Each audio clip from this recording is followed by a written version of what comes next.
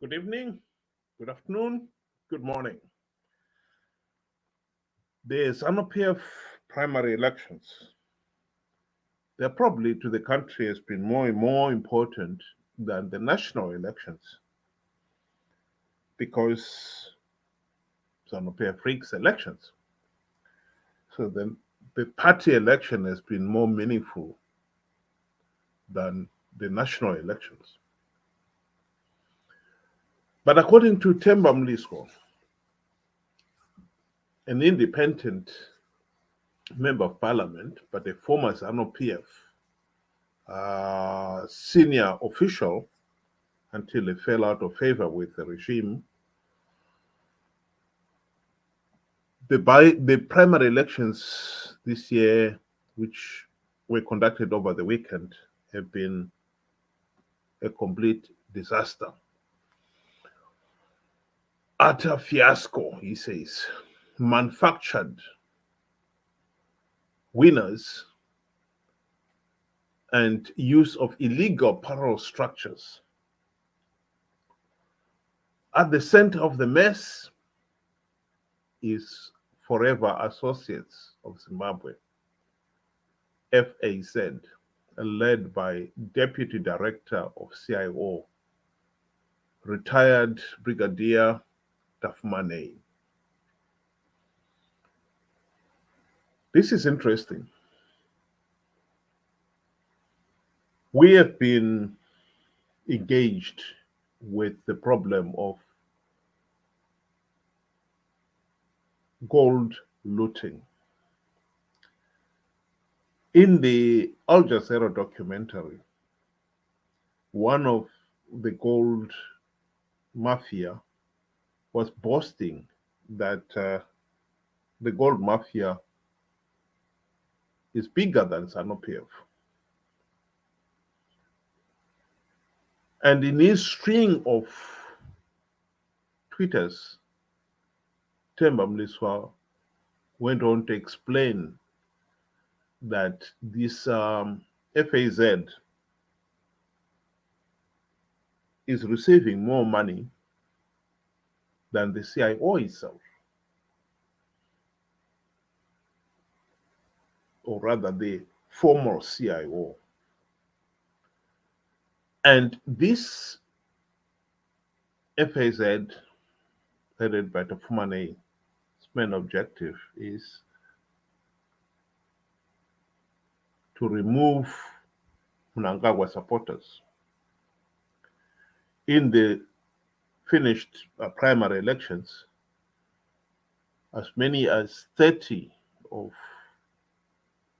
the sitting MPs and ministers who had contested these primaries lost their seats. And according to Temba, most of them are Mnangagwa supporters. And it is all the work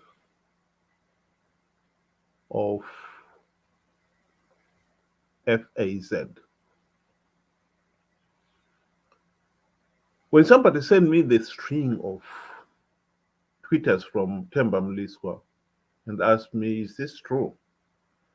My reply to them was a clear, I don't know. It could well be true. When you have got so much money, dirty money at that, sloshing around, which is what is happening in Zimbabwe because of this rampant looting, not only in gold, but diamonds as well, and other minerals, lithium and so forth, and other resources. It creates a monster. Those who are benefiting from the wholesale looting become so powerful. They want to be calling the shots.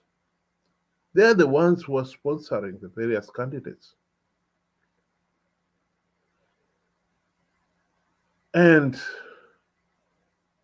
it looks like, from what Temba Mliswa is telling us here, President Emerson Mnangagwa is no longer in charge. The gold mafia, diamond mafia are the ones who are calling the shots. And of course, by influencing who gets elected in the Zanu PF elections, they will also dictate to the individual once they're in office. They will want to be paid back, pay back time. And so Zanu PF is no longer really in control of its own policies and who gets into power. It's the gold mafia, the diamond mafias who are calling the shots. In one of his tweets, Temba Mliswa says that this forever associates of Zimbabwe is sponsoring all these candidates who are not Mnangagwa supporters, but are G40 supporters. In other words, this is a third faction that Mnangagwa thought had voted out that is now staging a comeback. Not that Mnangagwa hasn't got enough troubles. There is already a faction in Zanu PF led by the vice president, Chiwenga. Ever since the coup, there's never been a secret that Chiwenga had presidential ambitions. And soon after the coup, many of Chiwenga's lieutenants were given very senior government positions. The likes of Perence Shiri, the late Sbusiso Moyo, and a few others in the army were given positions. But after the 2018 elections, other than the late Perez Shiri and Sbusiso Moyo, most of the former soldiers found themselves sidelined.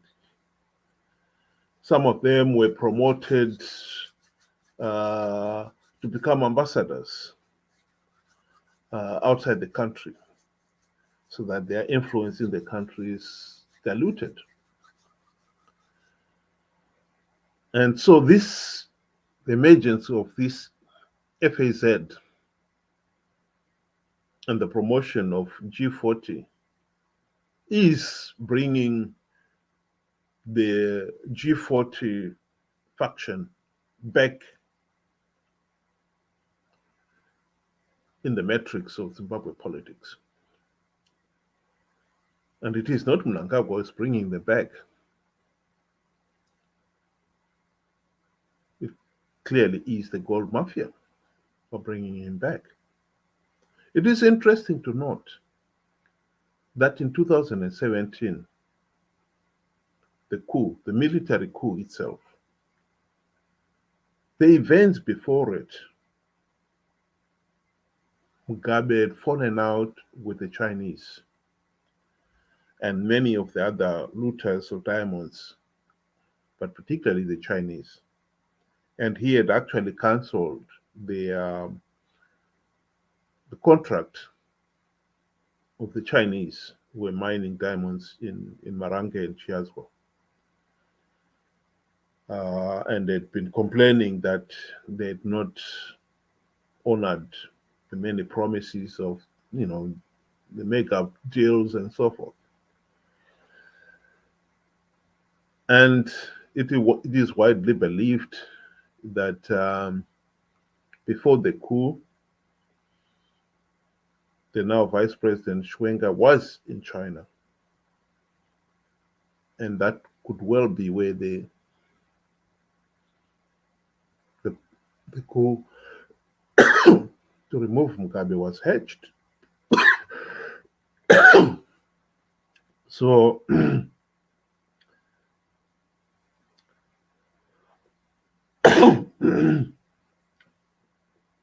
When Mugabe crossed swords with the Chinese, they made him pay for it.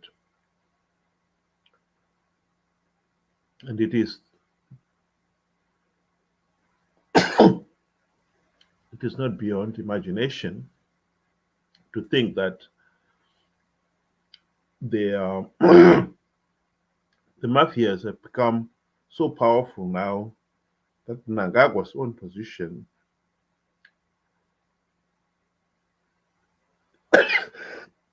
is not as secure as he thinks. And interestingly enough, and as we'll soon find out in a later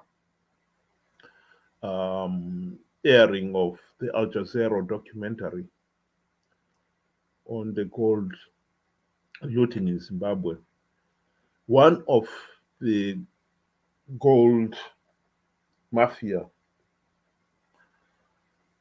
is heard describing VP Chwenka as a dandahead. So the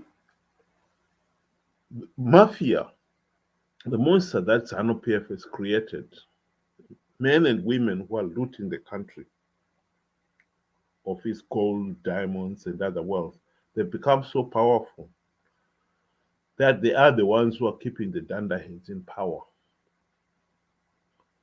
And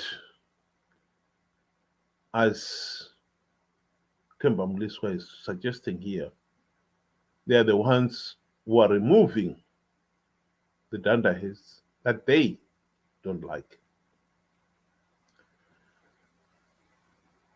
And it's not based on one dandahead's ability or the other. It's just the way they control them. Zimbabwe is in a serious political situation right now. As long as we have got the mafia in the country with so much power, and make no mistake about it, the amount of money they are making from looting is giving them so much power, so much wealth, that they are really able to dictate to the country what it can or cannot do. And the politicians that the mafia are putting into place are no more than puppets. The mafia are calling the shots. And the only way we can break this system is for us to say, let's implement the democratic reforms which we agreed in the 2008 Global Political Agreement, so that we clean up our police, our SEC, the opposition itself, and have a clean start. And only then can we expect to elect a government that is elected by the people, that is accountable to the people, and not to the mafia operators. As long as we keep the present system, nothing will change. Nothing will change. In one of his Twitter, Temba Mliswa was talking of how our friend Nelson Chamisa is not doing anything about elections right now. And I quote, the reason why Chamisa has remained confident about 2023 elections is that he is working with FAZ, which is run by the CIO. He doesn't need to do much as FAZ is already strategizing from within Zanu PF. And in this particular case, one can see what how Triple C will benefit. Of course, by uh, creating the opposition, well, letting some of the G40, for instance, members win, it is dividing Zanu PF. So those Zanu PF supporters who support Mnangagwa would rather vote for Chamisa in the presidential race because G40 are not going to field a presidential candidate. And those in constituencies where a G40 member has been elected, the ordinary people will probably prefer to vote for Chamisa for the presidential candidate. Either way, Chamisa is benefiting from this operation of uh, Tafumane. And Tafumane is receiving more money than the former CIO itself. And that money, Temba Mliswa does not say where it comes from, but we can guess where it is coming from. The biggest funder of political activity in Zimbabwe is the Mafia, Zimbabwe's Mafia. They're incredibly rich. They've got the money. They call the shots within Zanu PF and within the opposition. So whatever government emerges, it has to be controlled by the Mafia. So we have got a Mafia government in Zimbabwe. They control, they are the ones who are calling the shots. The men and women we see in parliament and in ministerial positions are no more than just puppets.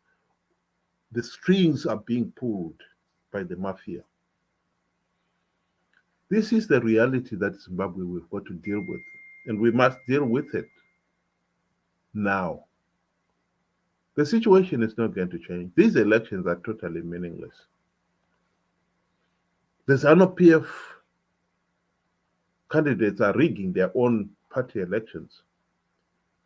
Of course, when they go to the national ones, what do you expect?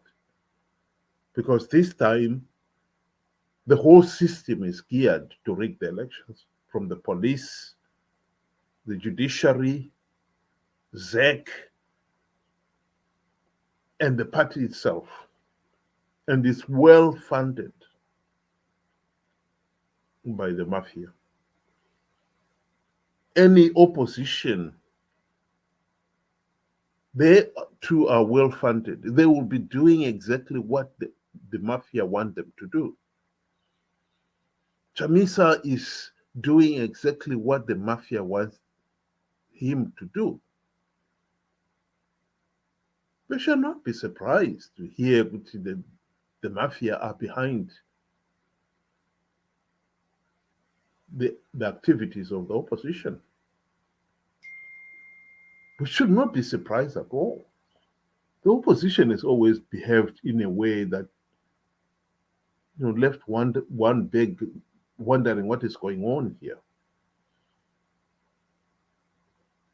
But what else can they do?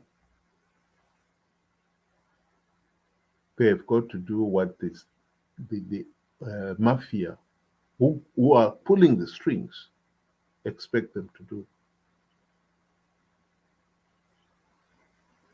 There is no doubt that these coming 2023 elections are absolutely a waste of time and money. And by participating, we are making the mistake of giving the process credibility. And of course, the mafia would want us all to participate. And make no mistake about it, they are prepared to bankroll all activities to make it appear as if the whole election process is free, fair, and credible. I think we need to wake up to the reality that this is a system that is being manipulated by this mafia, the gold mafia, the diamond mafia, the lithium mafia, and so forth. Outsiders are now pulling the strings in Zimbabwe politics. And until we implement the reforms, we are not going to change anything. We are just playing along, doing exactly what these mafia want us to do. Pretend that the elections are meaningful when we know they are not.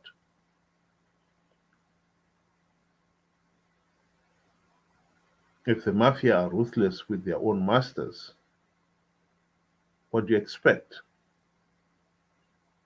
when it comes to the ordinary Zimbabwean?